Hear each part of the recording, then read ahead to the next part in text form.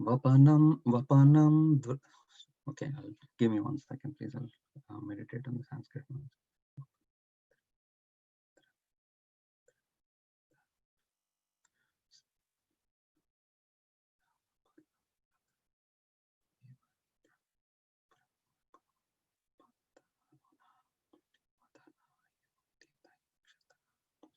Vapanam dravinadanadhanam sthanan niryapanam tata yeshi brahma brahmanam vado nayodhanikshahe.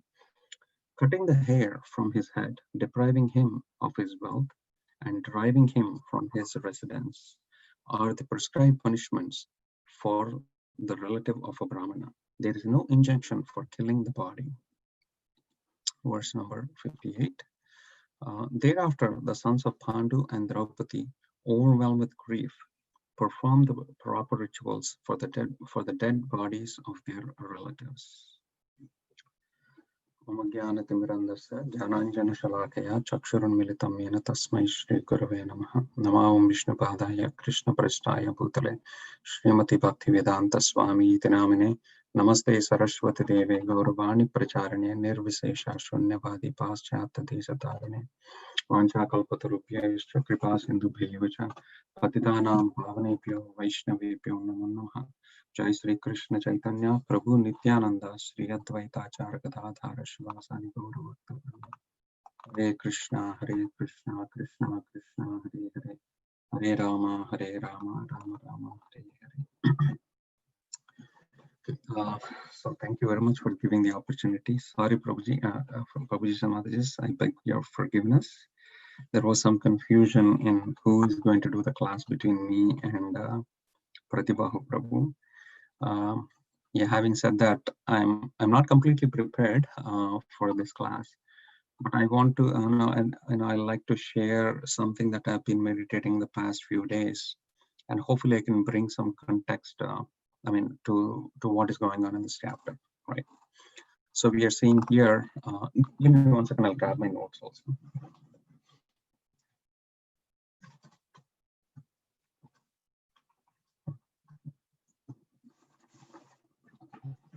So in this chapter, we are seeing how Drona is punished. Right? I'll quickly try to summarize what happened in the whole this chapter, given that we are ending the chapter, and then I'll try to bring in the connection to some of my meditations. So the chapter starts off with Vyasadeva. Vyasadeva sees a vision of the Supreme Personality of Godhead, and then he glorifies the Srimad Bhagavatam, right? And after that, what happens is Vyasa teaches Bhagavatam to Sukadeva Goswami. So we see how Sukadeva Goswami receives this message of Srimad Bhagavatam from Vyasadeva. And then we also discuss the Atma Rama verse, Atma Rama how this essence of Srimad Bhagavatam is very pleasing even to the Atma Ramas, even to the self-satisfied souls. And then we go on to the lamentation of the Pandavas' dead sons. We heard about how Dronacharya kills the sons of the Pandavas while in their sleep, right? And then Draupadi starts lamenting. Essentially, she shares her misery of how it happens.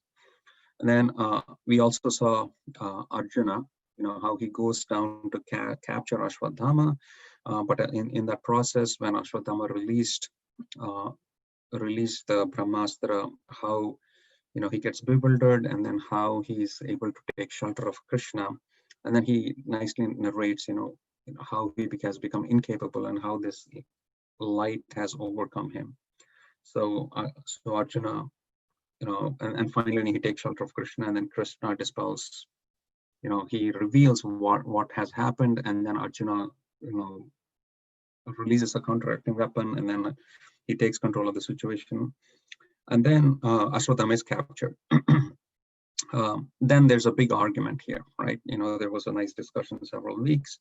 The argument between how Ashwadhama should be punished. Lord Krishna says how he can be killed because he's considered an aggressor. And then Arjuna is put to test. Draupadi says, "Don't kill." Now Arjuna is in dilemma, right? Should I kill Ashwatthama? Should I not kill Ashwatthama? And then again, Krishna comes to the rescue. Uh, Basically, he says, just killing his ego is equal to killing a person. And then basically, the subsequent punishment is given to Ashwatthama here, right? In today's verse, we read. Um, Basically, how the hair, is being cut from his head, he's deprived from his wealth, and he's driven away from his residence. And these are the prescribed punishments for the relative of a Brahmana. And there's no injunction for killing the body in itself. So let us look at these three things, right? Cutting the hair of his head, depriving of him of his health, and driving him from his residence. And hopefully I can, by Krishna's mercy, I can maybe make a connection here to what my meditation has been, right? So most of us, are grahasthas. We're definitely, we are in the grahastha ashram of life, and then every day we are working hard to maintain our body, to maintain our social status, to maintain our family, and also, perform devotional service while doing this. So you will see here, right? Cutting the hair from one's head. Basically, it is a form of depriving you of your bodily beauty, right? It's when somebody sees you, if you're deprived of your beauty, if they see you're ugly, the kind of reaction you may get and whatnot is displeasing to us, right? Because that gives us, our physical form, our physical body gives us some form of identity to ourselves. Not definitely the spiritual identity, but it gives us some form of identity within the society for us. And that has been deprived here, meaning by cutting his hair, I think some of us must have seen that picture of Shishupal, I believe, too, in the same situation, where, his hair is partly cut and he looks ugly and whatnot, right? So in that process, what happens is, you're deprived of your identity. Each one of us identifies to a certain extent with our body. At least speaking for about myself, to a most extent, we identify with our body, right? And then depriving of somebody of his wealth, meaning wealth kind of gives us a position in our society, right? Meaning there are two things happens. Wealth gives us some form of status or some form of means for us to live in the society. I think in my last class, I was trying to explain how how the society for humans is built. Meaning, if you take an animal society, even you can see some similarities, but even in animal society, like dogs live in packs, meaning, there are wolves and whatnot that live in packs. So they, as a society, hunt together, gather their food together and whatnot. Similarly, monkeys live in packs, but there are some animals which live lonely, meaning they have to survive on their own. They cannot depend upon other animals within their own species. So they have to live pretty much a lonely life. Again, elephants, if you've seen documentaries, elephants live in packs. So if we just apply the animalistic way of life to the human society, we also live in packs, meaning we agreed upon to be as a society, we agreed upon how each one of us is going to live our livelihood, meaning there's going to be farmers, there's going to be business people, there's going to be people who are going to protect the society, there's going to be intellectuals, essentially the Varnashrama Dharma, right? There's Brahman, Kshatriya, Vaishya, Shudra. So this is a form of society, how human beings can live together within certain rules and regulations. Now, within that high level of all the four systems, wealth plays an important role, meaning for us to earn our daily livelihood, while the society is going to maintain at large extent, it is also an individual's responsibility to earn their wealth, to earn their family, and to earn their livelihood. That's why we will see that, when you look at a human society, one has to go through education, and that's one of the primary reasons we send our children to education. We also got educated. So society created a system called education system so that we can go and learn and get some knowledge about the trade or about a skill or whatnot, so that you can earn money. Again, so again, this one society also comes back. Once you finish your education, you come into an economic system, and within the economic system, you play a role, meaning you're contributing something from your side to the society, and the society in return gives you back money. So, for example, if you are a construction worker, you go and work for a construction company, and the construction company may be building buildings, they may be building roads and whatnot, and then they get paid money back, right? So that's how the wealth plays a role, an important role for everyone to basically live a comfortable life. But end of the day, you will see that the society will not take responsibility for your own economic needs. You have to play a role, meaning if you give something to society, you get back something from society. But society also is, meaning it also plays a role in supporting the people who are, like who do not get a fair game. For example, if somebody is disabled, right, they get a tax break. They don't have, they may get jobs which don't require the skill set of a normal person, right? So the society also recognizes that some people have a disadvantage, meaning they may be handicapped, they may have any issues or anything like that. So you will see some tax cuts, breaks, or better opportunities and whatnot. So in this case, we are seeing that how Ashwadhama is being deprived of his wealth. Essentially, he, whatever he's got through society from him, he earned um, some fame through his father, right, Dronacharya's son, right, and Dronacharya contributed to the kingdom of Hastinapur, and he got some position and whatnot. Now, because of his heinous acts, everything is deprived from him. His wealth is taken away. His position is, next also it is saying his residence is taken away, and everything is taken away. And we can draw parallels within the modern day life too, right? So if you go against society, if you commit a crime or whatnot, now you're deprived of your so-called rights that the society gives to you. Your wealth is taken away most often. Your residence is taken away, or at least you have to fight for it in the court of law, right? So that is how, it is important for us, to agree to the norms of society. While, I think the point I'm trying to drive here is sometimes we hear that, yes, as devotees, we are above and beyond these mundane mundane things. But we also should understand, while we are trying to achieve something that is beyond beyond the material world, we are part of the society as long as we are in this material world.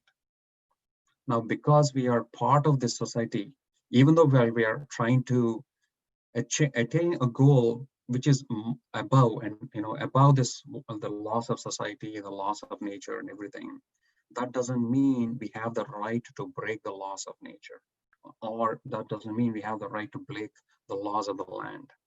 And even if you're achieving for a higher goal, we still have to comply with the laws of material nature. We have to comply with the laws of the land, the laws of the society.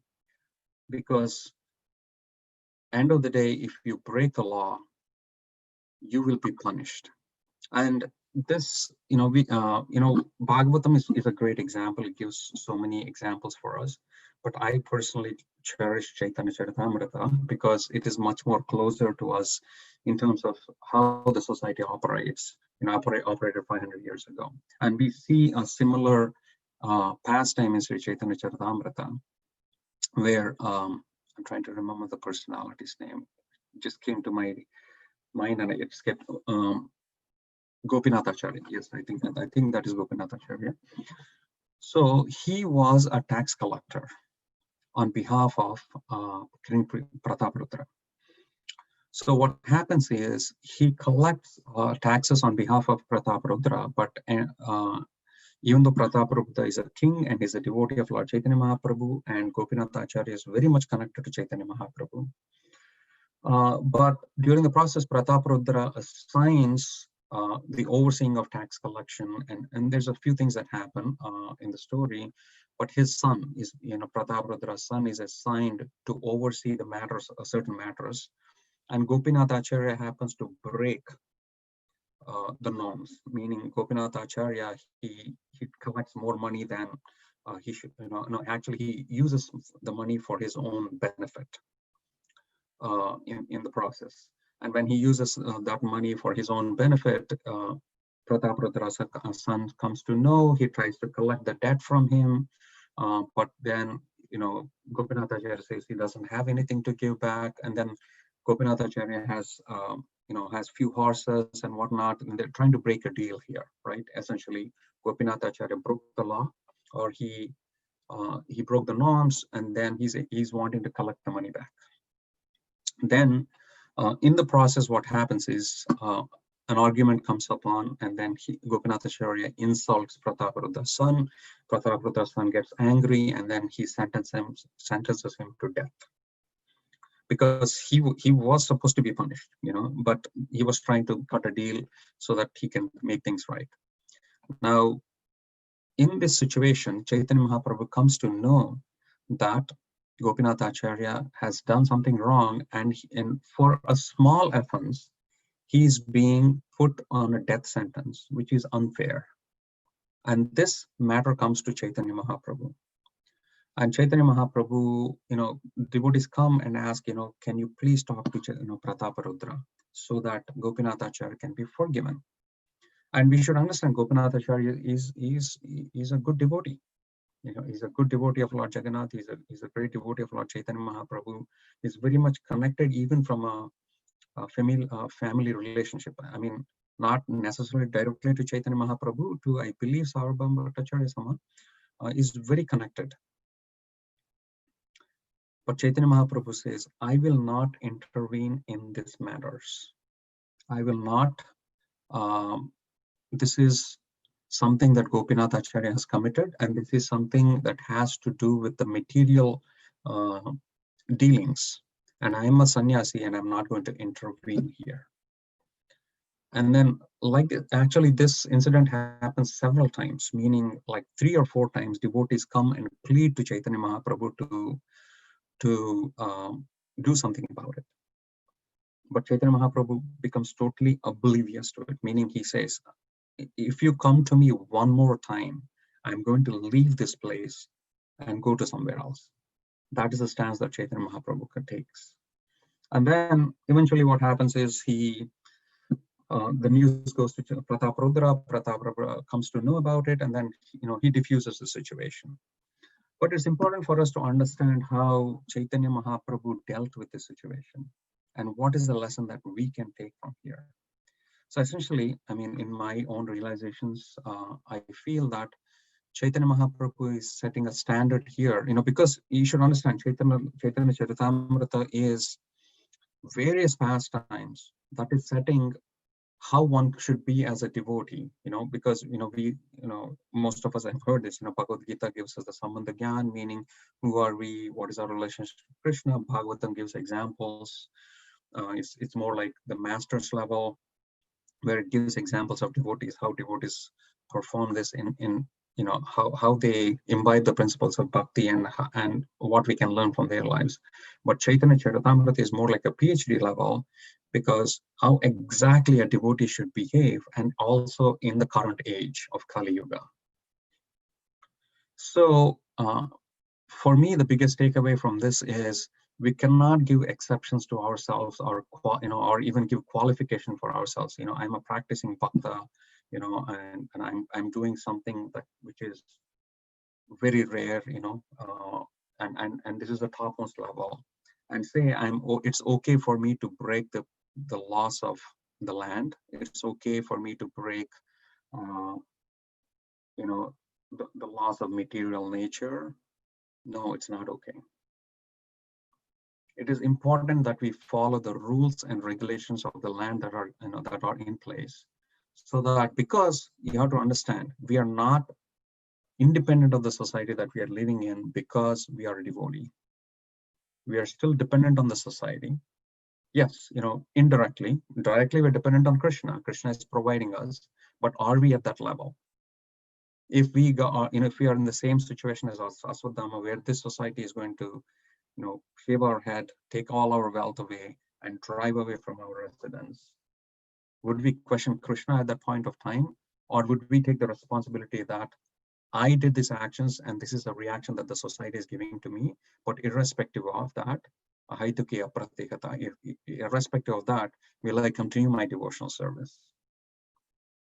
Or do we, do we blame Krishna for the situation? Krishna, I jumped off the wall, you did not save me.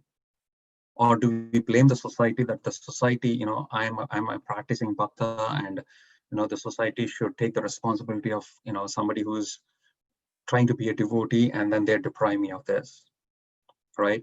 So it's important for one to understand, if you think we are breaking the rules and saying, okay, let me dependent on Krishna, or when you're saying, I'm told, devotees are, I won't say oblivious, or beyond this material nature, beyond the rules of society, then are we ready to take the roles and responsibility? Simple example, right? We can give the context of coronavirus right now. If we make our choices and say, I'm the devotee of Krishna, I'm going to not follow social distancing, in the name of devotional service, I'm doing devotional service, I'm going to be doing things, for Krishna. I'm going, for example, you may be shopping for Krishna, you may be going to the temple, they're having Janmashtami, then that is coming up, many things that are going to happen.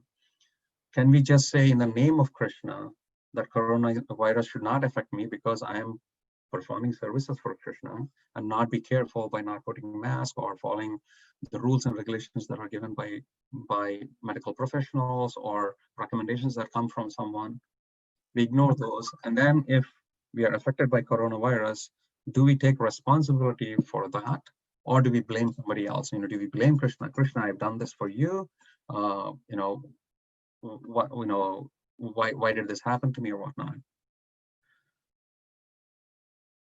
So so essentially I want you all to leave with, from this particular class saying, this particular, or from my realization is, it is important when we are following the rule, it's important for us to follow the rules and regulations of the society. And it is important for us to also follow the laws of material nature, at the same time take shelter of Krishna, and then leave it to Krishna and say, Krishna, whatever may be, it's up to you. But you cannot break the other two rules and then say, Krishna, it's up to you. So this is what I would like to conclude. Any questions, comments, or any discussions?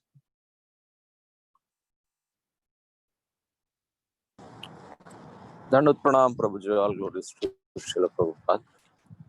Thank you for this unprepared class.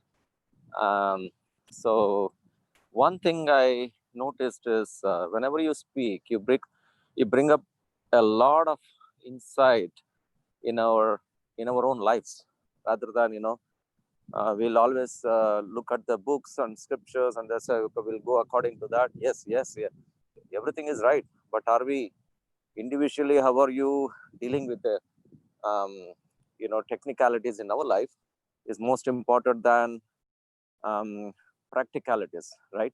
So practicalities is very important. So when you bring up this point, I was feeling, even though we are in every time whenever we discuss, oh, chant Hare Krishna, everything will be all right, right? That's the if you really look at the devotees and lectures, etc., chant Hare Krishna, everything will be taken care.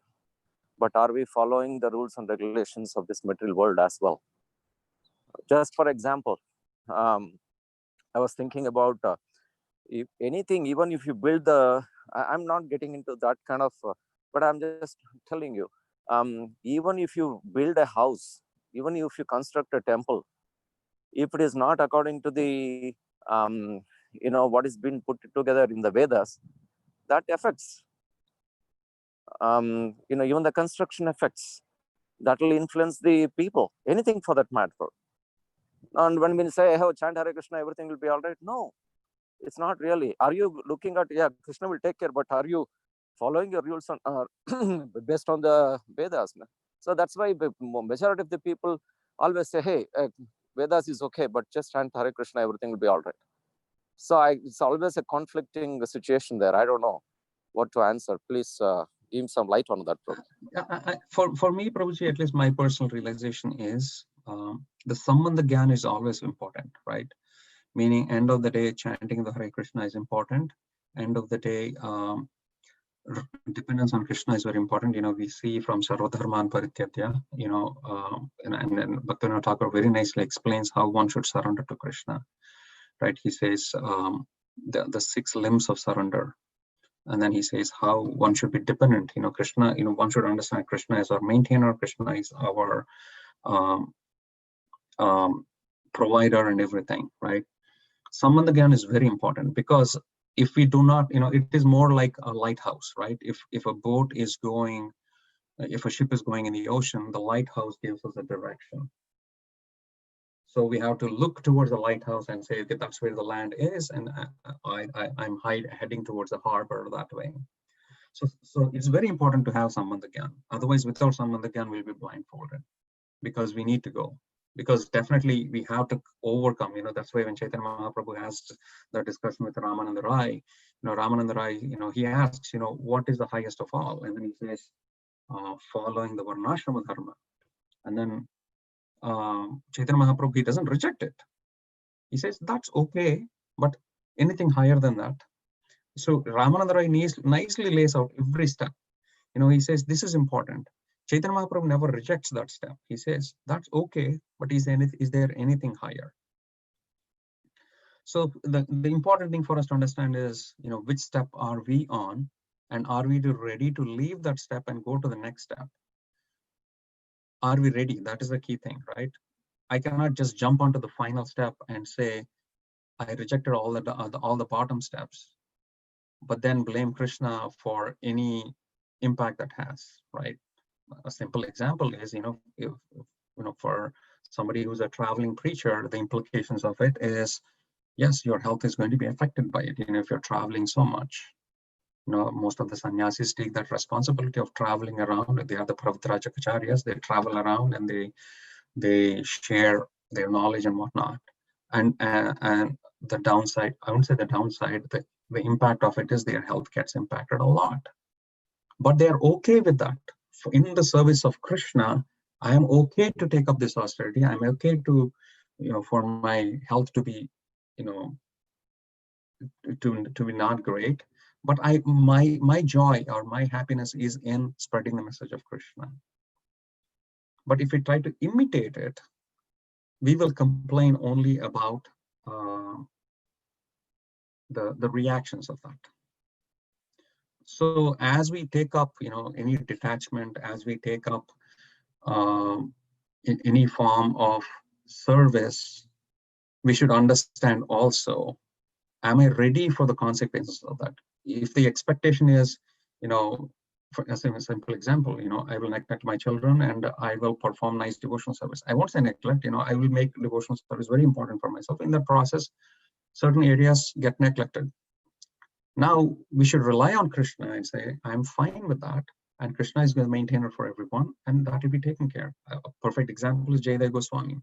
Jayadeva Goswami's pastime, if I'm correct, it's Jayadeva Goswami. I think I'm very positive about it. He's always wanted to take sannyas. Then, when he's about to leave the home, what happens is they come to know that his wife is pregnant. And then the wife requests, why don't you leave the house after I give birth to the child? And then he decides, yes, okay, I'll stay until the child is born, and then I will. And his wife was okay for him to take sannyas. And then after the child is born, in the process of giving birth, the mother dies, and Jayadeva Goswami is left with his child, with a just born child. At that time, there's a dilemma for him. He's like, should I take sannyas? Should I not take sannyas, and whatnot? And in this process, he's sitting in his hut and he's looking at the ceiling and not knowing what to do. And then what happens is, I think there is a lizard or something that is that is just born out of an egg, and it falls down on the ground. And then it is just born, it is hungry, it doesn't know what to do. It just blindly opens its mouth and extends its tongue. and a fly comes and sticks to the tongue of the lizard and it swallows it. And immediately Jayadeva Goswami says, this is the instruction of the Lord. He says, I am not the maintainer of this child, and he leaves the child and he goes back. And he completely detaches himself. He is not worried about the child. So when we take up service or it's not necessarily service, any decision we make in our life, Krishna says in Bhagavad Gita also, right? For every action, there's a reaction, but you should be okay with the reaction. If Arjuna decided to fight, there's a reaction to it. And he lost his sons. We are seeing this past time. After Duryodhana got defeated, Ashwatthama got angry, and he was so attached to his master Duryodhana, and he goes and kills the son. And this is the effects of war. Arjuna lost not only these children, but he also lost Abhimanyu. But because he said, he made a choice, I'm going to fight the battle for dharma. In that process, while he lost his sons, he lost pretty much his lineage. Only eventually Parikshit is left, but he's okay with that. So it's important for us to say, a lot of times, again, no offense, no comment, is, yes, Krishna will take care of it. The means, we are still attached to the result of it. We should be more like, no matter what happens, I will see it as a will of Krishna, and Krishna, I surrender to you. And definitely I'm not at that level. I'm way, way lower at that level, but an aspiration. Every decision we make, we should take responsibility for the reactions of it too. I hope I answered your yes, Prabhu, kind of thank you, but it's also depends on what is our degree of surrender. Are we there? When we say I'm initiated, I'm this and that, I'm chanting 16 rounds, I'm doing all the services, maybe Krishna is there, it's kind of a business rather than reciprocation. I'm expecting the reciprocation from Krishna, right? You're right. So basically what I mean to say is, like, we should think that, Prabhupada himself prays for that, prays and say, Maya, please don't attack me, right? Yes. And place Krishna. So we are thinking that we are up there. So that's what I mean. Yes, we are not there. Yes, Prabhuji. Good. We are over time. Any comments, or we can end it here otherwise? Hare Krishna, Prabhu. Please, go ahead. No, Mataji, go ahead. I just wanted to mention, thanks to Prabhu for bringing that maturity and balance. And I think, Prabhu, it is Gopinath Patnaik, Ramanand Rai's brother. Oh, yes. Okay. Thank you, Mataji. Yes, yes.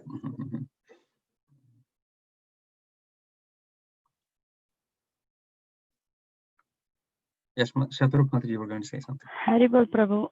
I don't know if we have time, but just some thoughts came when I was hearing your discussion. Well, when the intricacies of material nature are very stringent, that's what Krishna says, I think, in the next chapter, while doing the funeral ceremony for, or last rites for all these 5 sons of Pandavas. And but one thing that I was thinking, or that came to my thoughts about this balance and how, all these kind of things, there are 3 thoughts that came. One is, we need to follow the norms that you rightly mentioned. We need to follow the norms and not just take it like in a lazy, irresponsible or inattentive way, live the life, not like that. Then I was also thinking, at the same time, we do have to place ourselves with Krishna and not with not following every single thing, because it's very catchy. We think this is important, everything becomes so important than Krishna sometimes, or our own devotional process are being single pointed in that. I'm just giving a different perspective, Prabhu, just my thoughts. So then I was thinking, then what is it that will help? Then our Acharya Bhaktivinoda Thakur has given, like you said, the 6 limbs of surrender. And that 2 are very important. Accepting what is favorable and rejecting what is unfavorable. even within material nature. So that came to my thoughts, and our acharyas have given things very in a simple way, also to help us to live here at the same time not live here. Like they say, right, live in the world but not of the world, that kind of a thing. Yes, it is a very high level, but at the same time, I feel like our hearts is for Krishna, but our lifestyle maybe for, according to this world, like a paramour example that comes, where our heart is with Krishna, but we do our duties here with the desire that this shouldn't be disturbing my love for Krishna. So I'm just focusing on these things as a service, so I can focus on him internally more and more. So that came to my thoughts, Prabhu. Just wanted to share that part. Yeah, Yes, just Mataji. thought, just thinking. Thank you, Mataji. Yes, yes. Yeah, something I always kind of use as an analogy is we need to remember that devotional service is a marathon. It's not a sprint. Yeah. Sometimes you may sprint in between, right? You may Yeah. want to take advantage when you're going downhill, or if you know there's an uphill coming, you may want to sprint to gain some momentum and whatnot. But we need to remember that if you want to sprint continuously, we will stop at some point. So it's a marathon. Mm-hmm. Sure, Prabhu. Thank you. Yes. Hare Krishna. Okay. All right. We will end it here. Grandhara Srimad Bhagavatam ki jai. Srila Prabhupada ki jai.